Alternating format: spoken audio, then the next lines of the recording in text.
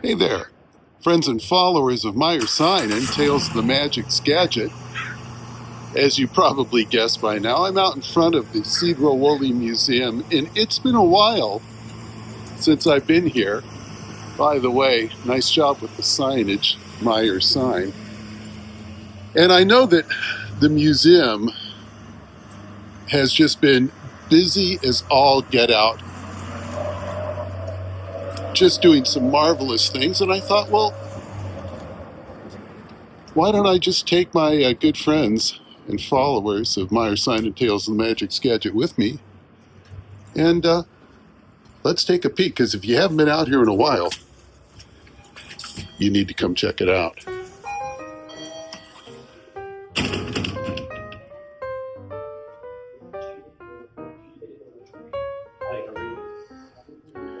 You can see there's more good stuff in progress.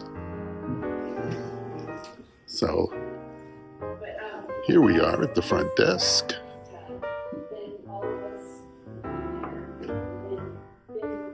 Moving on down the hallway to an exhibit talking about the first Presbyterian church of Sedro-Woolley.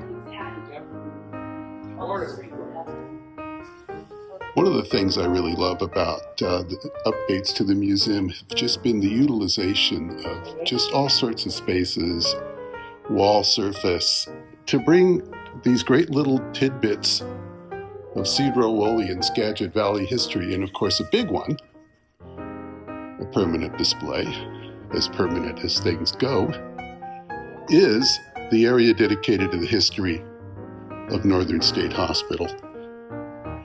You can learn about the superintendents, doctors, nurses, what life was like in the wards, how this whole amazing area was powered. You can get a little glimpse into the surgical techniques of the time, some of which are a little scary. There's also a dedicated exhibit to a place that has just, a place I want to spend more time talking about in Tales of the Magic Skagit, and that's Skagit Steel. Skagit Steel and Iron Works, and there's a great display here that talks about the story of Don Woodkey.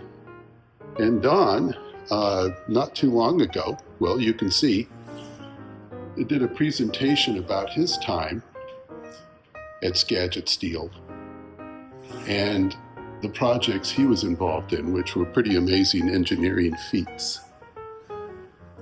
So, moving right along from medical pioneers, and oh yeah, Tusco's getting his due. That is good to see. Here's an exhibit here from the Schneider Block in 1914, photography studio, the early days of photography. Here's a great venue for presentations. This is the Dream Theater. I saw Don Woodkey here talking about his life, and you can see there's a film currently, it looks like Northern State Hospital from 1952. But the museum has just done such a wonderful job with its displays. There's nothing that feels cluttered. Of course, there's still the train set. I mean, oh yeah, the train set. You can learn about the industries that have sustained the economy of this area. Logging, mining, lumber mills. And then you can also get a more intimate look into the way people live their lives. You had to have a blacksmith shop. You had to have some place where you could buy your food. Here we have the general store. I just love these displays. They have an intimacy. They make you feel like you've actually moved back in time.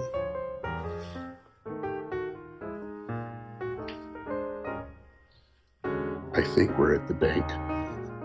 It looks like we're at the bank. Oh, need some women's clothes?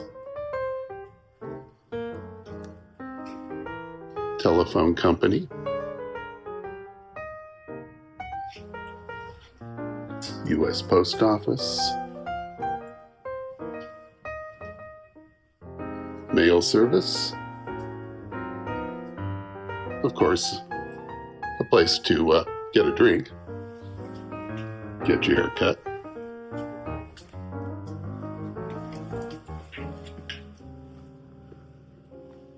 Something else I really appreciate about what the Sedro-Woolley Museum has done. Oh, look at the Model T. Oh my. They have an area that I think going back a couple of years they dedicated to the First Peoples of this area, the Upper Skagit. You can learn about how they traveled along the river, a little of the history of the villages here. And you may notice, if you're familiar with the Coast Salish and their canoes, you'll see that these look very different because the Upper Skagit were river people rather than ocean people.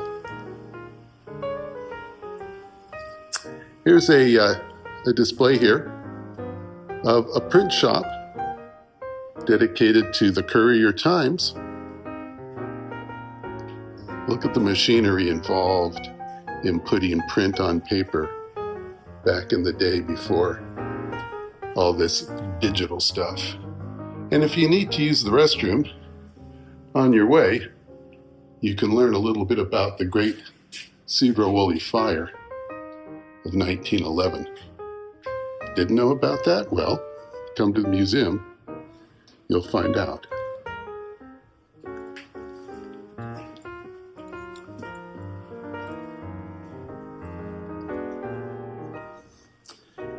And I'm going to head back to the front of the museum now. But again, kudos to JoEllen Kestri, the staff of the museum, all the volunteers. When I first came to this museum, many years ago, when we first moved to the Skagit Valley, I lovingly gave it the name Grandma's Attic. I mean, it had lots of interesting stuff, but the way that the museum has since put all that together, added to it, and displayed it is nothing like what I first witnessed when I came here. So there you have it, folks. 3 cheers for Sedro-Woolley.